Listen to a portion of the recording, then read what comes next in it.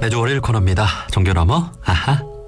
종교의 우를 넘어 이웃 종교와 화합하고 협력하는 분들을 초대해서 이야기 나눠보는 시간인데요.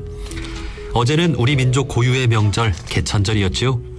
서기전 2333년, 지금으로부터 무려 4354년 전 한민족의 시조인 단군이 최초의 민족 국가인 고조선을 건국한 것을 기념하는 날인데요. 개천절은 국가적 경축일인 동시에 문화 민족으로서 새로운 탄생을 경축하며 하늘에 감사하는 우리 민족 고유의 전통 명절이라고 할 수 있습니다. 자, 오늘은 개천절의 의미와 우리 민족 고유의 종교 사상에 대해 알아보는 시간 준비했습니다. 한국민족종교협의회 기획국장이자 단군 천부경학술대회 집행위원장을 맡고 계신 이찬구 박사님을 만나보겠습니다. 박사님 나와 계시지요? 네, 안녕하세요. 예, 반갑습니다. 자, 우선 그 기획국장님께서는 민족종교협의회에 오랫동안 근무를 하셨는데요. 민족종교협의회는 우리나라 7대 종단의 하나로 한국종교인 평화회의의 회원 교단이기도 하죠. 이 민족종교협의회에 대해 소개를 좀 해주실까요? 네, 간단히 말씀드리겠습니다. 우리가 지금까지 하면 종교를 이제 서양 종교의 관점에서 논의를 했었잖아요. 이제 서양 종교와 다른 개념으로서 우리가 이제 민족 종교를 할 수 있겠습니다. 우리 민족 종교는 우리나라에서 자생적으로 창립된 교단들을 의미하는데요. 현재 우리 민족종교협의회에는 12개 교단이 함께 활동을 하고 있습니다. 네. 이 12개 교단에는 어떤 그 종교들이 있을까요? 우리 천도교, 원불교를 비롯해서 태극도, 수원교, 갱정료도, 정산도, 선교 등 여러 종교가 있습니다. 그동안 우리나라에서 자생한 종교라고 볼 수 있겠군요. 네, 그렇습니다. 자, 어제는 개천절이었는데요. 개천절은 이 민족 종교들에게 뜻깊은 날이기도 했을 것 같습니다. 네, 그렇습니다. 민족 종교는 기본적으로 우리 민족의 운명과 같이 한다는 그런 의미에서요. 개천절은 가장 중요한 명절이라고 할 수 있겠습니다. 올해도 그렇지만 코로나 상황 때문에 어려운 가운데 있는데요. 민족종교협의회에서는 어제 광복회관에서 개천절 천제를 올렸고요. 그리고 이제 지방에 있는 교단들은 각 교단에서 천제를 올렸습니다. 그 이제 개천절은 우리 민족의 어떤 시작과도 같은 날이잖아요. 그러니까 민족 종교들에게는 거의 생일과도 같은 그런 날이기도 하겠네요. 가장 중요한 생일입니다. 예. 자, 그렇다면 궁금한 것이 우리 민족은 언제부터 이 10월 3일을 개천절로 기념해 왔을까요? 예, 그 근거를 찾기가 참으로 좀 어려운 감이 있는데요. 일단 조선 왕조실록을 보면 세종 시대에는 음력 2월에 단군께 이제 제향을 올렸다는 그런 기록이 있어요. 근데 물론 이때 제향을 올린 것을 오늘날과 같은 개천절의 의미라고 하기는 좀 어렵지만 그때도 단군께 제향을 올릴 때 조선시조 단군이라고 이름을 붙이고 제향을 올렸대요. 그래서 이제 오늘날과 같은 국경일 개념으로서의 개천절은 상해 임시정부 때부터 이제 시작이 됐습니다. 그 처음 시작된 것이 1921년 음력 10월 3일이었습니다. 그때 이제 개천절 행사 때 그 행사 이름을 보니까요. 시조 건국 개천절이라고 했더라고요. 그리고 이제 오늘날과 같은 국경일로서의 개천절은 1949년 10월 3일부터 시작이 되었습니다. 그렇군요. 네. 이 개천절에 대한 그 역사의 기록이 조선시대부터인 거군요. 그러니까 단군께 단군께 제사를 지냈다는 기록이 있습니다. 네. 자, 흔히 그 우리 민족의 역사를 반만년 역사라고 하잖아요. 네. 그 단군께서 고조선을 건국하고 건국한 그 날을 이제 시작이라고 볼 수 있는데 당시의 종교는 어떤 모습이었을까요? 그렇습니다. 우리가 지금 일반적으로 말할 때 고조선 하면은 기자조선이나 위만조선을 뜻하는 게 아니고 단군 조선을 의미하거든요. 그래서 이제 이 고조선인 종교에는 지금 학자마다 여러 가지 이제 견해가 있어요. 다만 이제 기본이 되는 것이 뭐냐면 그 유명한 고은 치치원 선생의 국유 현묘지도 왈 풍류라는 말이 있거든요. 그 말에 근거해서 우리 고조선의 종교는 신선선자, 선도 또는 선교라고 했다고 이제 할 수 있겠습니다. 그러니까 그 선교가 어떤 모습이었어요? 예를 들면 뭐 하늘에 제사를 지낸다거나 그 이제 한민족의 어떤 창시자 그분들이 가졌던 종교적인 심성이라는 건 어떤 것이었을지 궁금합니다. 그러니까 오늘날 이제 그 종교로 말하면은 그 신선선자, 선도, 선교에 이제 가깝다고 할 수가 있겠고요. 그 그러나 고조선 이전부터 하나님을 이제 숭배했다는 기록으로 우리가 알 수 있죠. 그래서 하나님을 환인 또는 환님이라고 그냥 불렀고요. 그래서 그 당시에 하나님 또는 한님은 상고시대에 천신을 숭배했다는 그런 의미로 받아들일 수가 있을 것 같습니다. 그 우리 애국가에도 하느님이 보호하사 이런 표현이 있잖아요. 그러니까 이제 그 하느님은 이제 기독교에서 말하는 어떤 인격적인 신이라기보다는 하늘의 어떤 뜻을 천신으로서 믿는 예, 천신을 대상으로 했는데 그 천신의 원형을 또 이렇게 올라가 보면 초기에는 아마 그 태양신을 의미하는 개념으로도 쓰였다고 합니다. 예. 자, 그렇다면 그 안에 담긴 정신은 어떤 것이었을까 또 생각해 보고 싶은데요. 그 고조선의 건국 이념하면 홍익인간이라고 흔히들 알고 있잖아요. 그 뜻에 대해 그렇습니다. 설명을 좀 해주신다면요. 사실 이게 가장 쉬운 말 같지만 또 어려운 말입니다.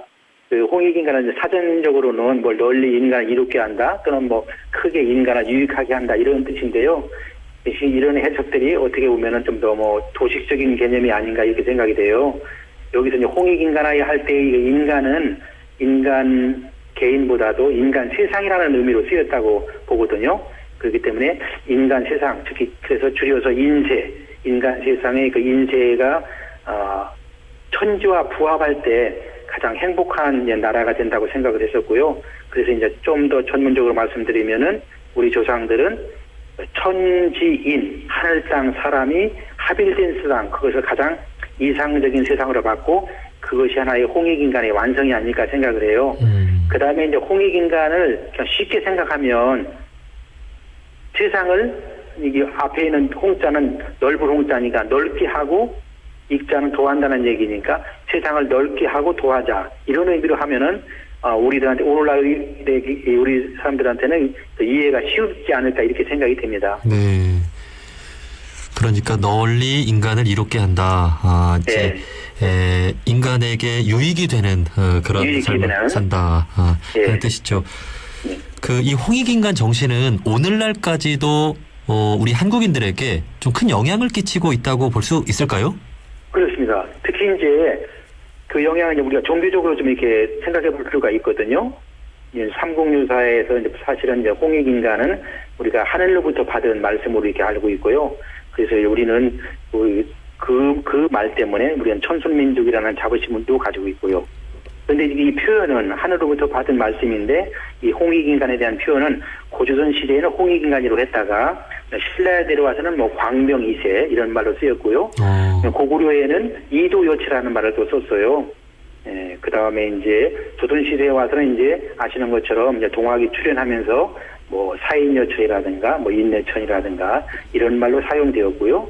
또 이제 우리 같은 민족 종교인 증산교의 경우에는 인존 사상을 말했고, 또 우리 이제 원불교의 경우는 뭐 원만 구족이 홍익이라는 게 원만 구족한 거 아니겠어요? 원만 구족의 이론상으로도 설명할 수가 있겠죠. 그래 이렇게 이제 특히 근대에 와서 이 홍익인간은 종교적으로 많은 영향을 미쳤다 이렇게 생각해 볼 수가 있겠습니다. 그 앞서 말씀해 주신 우리나라의 그 민족종교협의회는 12개의 종단들로 구성이 됐다고 했는데 이 홍익인간 정신이 이 민족종교들의 바탕이 된다고도 볼 수 있는 거군요. 그렇습니다. 예. 직접적으로 예를 들어서 각 교단의 종지를 홍익인간으로 표방하는 종교가 있고요. 그다음에 이제 수원 최재호 선생님 또 이제 증산 강일순 선생님 등의 사상들을 받아들여서 거의 그 흐름으로 봤을 때는 뭐 일맥상통하다고 할 수가 있겠습니다. 예. 그 제가 알기로 이 홍익인간 정신은 대종교가 좀 앞장서서 좀 계승을 하고 있는 것으로 알고 있는데 그 대종교는 독립운동에도 앞장선 그 종교잖아요. 예. 지금은 어떤가요, 대종교가? 지금이 이제 왜냐면 독립운동 일제시대 때 가장 치열하게 독립전선에 나섰고요. 그러나 이제 그 일제시대 때 희생되었는데 해방 후에 그것이 다시 원래대로 이렇게 복귀해야 되는데 그 일제시대 희생된 것이 너무 커서 사실 해방 후에 제대로 종교로서 기능하기가 어려움에 처했었죠. 네. 그것이 아직도 계속되고 있지 않는가 이렇게 생각하고요. 아무튼 그런 거에 대해서는 종교라기보다도 대종교의 경우는 독립운동을 하는 과정에서 많은 희생을 치렀기 때문에 그것은 뭐 정부나 국가 차원에서도 대종교에 대해서는 다른 종교와 다른 차원에서 뭐 좀 어떤 그 기회가 주어져야 된다 이런 생각도 해봅니다. 네, 네. 그 일제에 의해서 우리 고유의 정신을 너무나도 많이 잃어버렸었죠. 그때 그렇죠. 이제 우리 단군의 정신을 계승하자라는 뜻에서 단군교라는 이름으로 시작을 했고 이제 대종교로 발전을 했는데 지금은 또 종교로서의 어떤 그 모습이 좀 약화되고 있는 것 같아서 우리가 좀 한번 예를 들면 이제 교단의 그 현 상황이 많이 좀 침체되어 있다 이렇게 좀 말씀드릴 수 있겠는데요. 예. 사실 좀 안타까운 현실입니다. 우리 모두가 대종교에 대해서 다시 생각해보는 시간이 됐으면 좋겠습니다. 네, 네. 아마 그 민족종교협의회에서 더 또 그런 역할을 해주셨으면 좋겠네요. 네. 자, 이제 남북 간의 그 통일과 관련된 이야기도 좀 해보고 싶은데 이 홍익인간 정신이라고 하는 것이 역시 그 남북의 공통된 정신이라고도 할 수 있잖아요. 그렇습니다. 네, 이제 우리 그 박사님께서는 단군의 사상을 바탕으로 통일해법을 쓴 그 책을 발간하기도 하셨다고요. 네, 2015년 같은데요. 제가 이제 이 홍익인간을 염두에 두고 통일철학과 단민주주의라는 책을 발간한 적이 있습니다. 어제 그 뉴스 보니까 북쪽에서도 아마 개천절 행사를 한 것 같아요.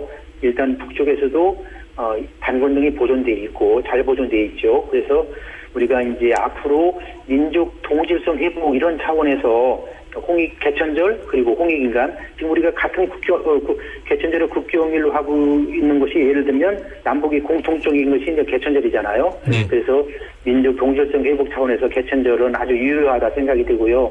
그 기본 정신은 뭐 홍익인간이라고 생각이 됩니다. 예. 그래서 이제 우리가 이러한 지금 점점 남북이 좀 이질화되어 가고 있는데 그런 면에서 좀 문제가 심각하잖아요. 그래서 우리가 하루빨리 이 동질적 회복하는 차원에서 홍익인간은 앞으로도 우리가 남북이 서로 이 정신으로 되돌아가야 되지 않을까 이렇게 생각을 해봅니다. 예.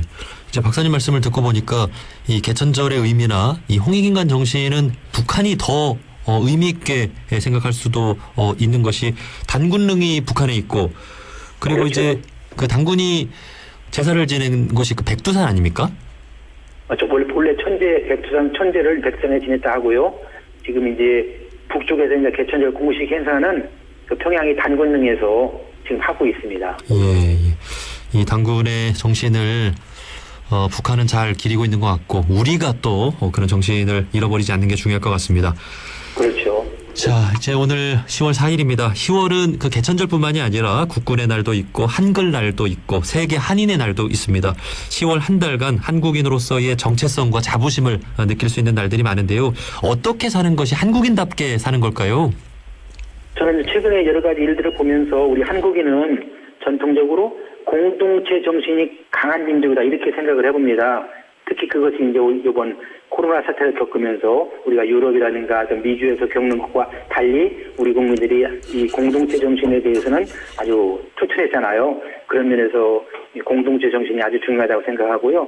그러한 이 공동체 정신의 발휘는 이렇게 뭐라고 할까요? 우리 공동체 구성원들이 그런 노력의 결과로 이루어졌고 그러한 우리 훌륭한 공동체 정신과 그것을 실천하는 우리 구성원들의 각자의 가지고 있는 뭐라고 할까요? 홍익인간 정신의 실천이 아닌가 이런 생각도 해봅니다.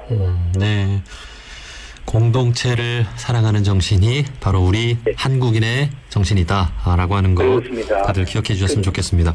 바로 그것이 이제 한국 사람만이 가지고 있는 어떤 특징이라고 할까요? 그래서 이 공동체 안에서 자연스럽게 한국인으로 또는 한국인답게 살고 있는 것 이것이 우리 속에 내재되어 있는 홍익인간이 아닌가 이런 생각이죠. 네, 아마 그렇기 때문에 그것이 바탕이 돼서 우리 세계인들이 사랑하는 한국의 문화들로 꽃피운 네.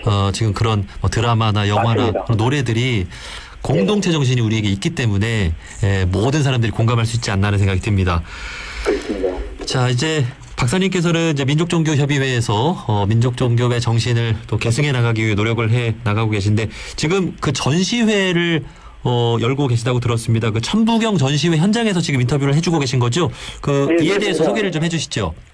예, 지금 민족종교협의회에서 10월 1일부터 25일까지 단군 천부경 전시를 하고 있습니다. 이 단군 천부경 전시회는 전병훈 선생의 그 책 정신철학 통편이 발간된 것 100주년을 기념해서 열리고 있고요. 이번 이 자료에는 임채우 교수 등 많은 분들이 자료를 전시할 수 있도록 자료를 제공해 주었습니다. 그래서 지금 이 100년 역사를 기리면서 앞으로 지나온 천부경 100년 역사도 중요하고 앞으로 미래 100년 역사도 중요하기 때문에 이런 전시회를 갖게 된 것입니다. 예.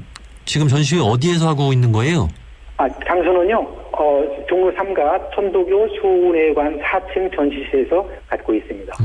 그 누구나 이렇게 관람을 할 수 있는 거지요?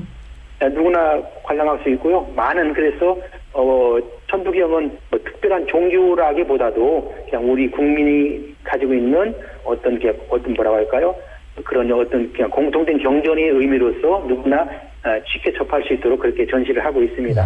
언제까지 합니까? 10월 25일까지입니다. 예. 자, 10월은 앞서 말씀드린 대로 우리 한국인으로서의 어떤 정체성과 자부심을 느낄 수 있는 날들이 많은데 이 수훈회관, 천도교 수훈회관 종로 3가 인근에 있습니다. 한번 가보시는 것도 좋을 것 같습니다.